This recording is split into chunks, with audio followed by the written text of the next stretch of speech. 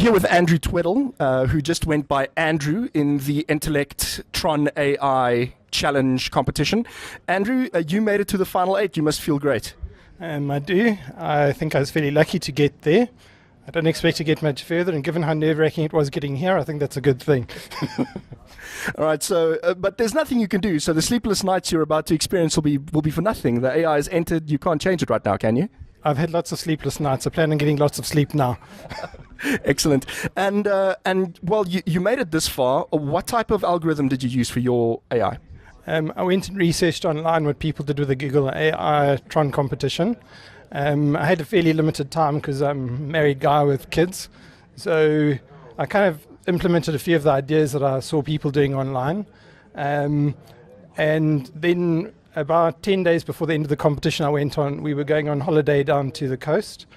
So what I did just before we went on holiday was to set up 2 different solvers with their own config files so that I could kind of edit the weightings, set the thing running, go off to the beach, come back, see what the results were, run it a few more times, then have an idea of what needed tweaking at the end. All right, so you ran your own little competition against yourself to get your bots better? Yeah, I had a nice little UI that I'd set up. You could play human against human, human against algorithm, configurable algorithm against configurable algorithm. So I had quite a few things there, and I was trying out a few algorithms at the end, but I think the drive back from Pietermaritzburg and Durban was just too much to get those last few things in.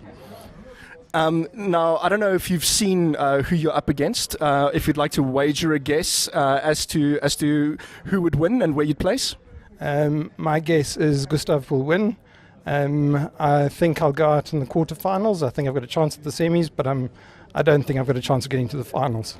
Any particular reason, or are you just being humble? I think some of the things I wanted to implement at the end, I didn't get a chance to implement. I'm sure other people would have thought of those things.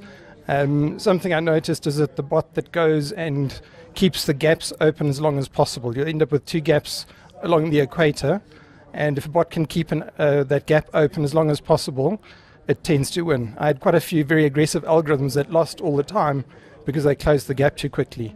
So I didn't get a chance to implement an algorithm that could address that kind of weakness. I also saw that my bot is fairly weak at the poles. It's got to look quite far ahead. So I tried to keep my bot from going to the poles, but what I saw this evening is it still goes quite close to the poles. So I'm sure some of the other bots are going to exploit that.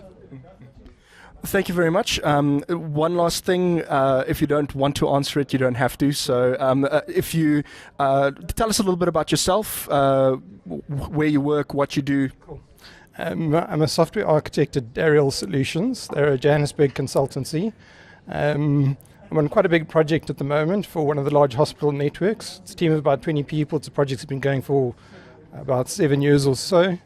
I was the team lead for the production support team, so I got to do lots of troubleshooting of performance issues, looking for memory leaks, stabilizing the system, that kind of thing, which is very cool work. At the moment, I'm the designer for the team as we implement new features on existing delivered code. So I spend most of my time writing UML diagrams.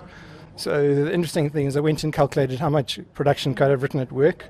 And this year, with doing the designer role, I've written about 500 lines of production code. And on the Tron thing, I wrote 8,700 lines.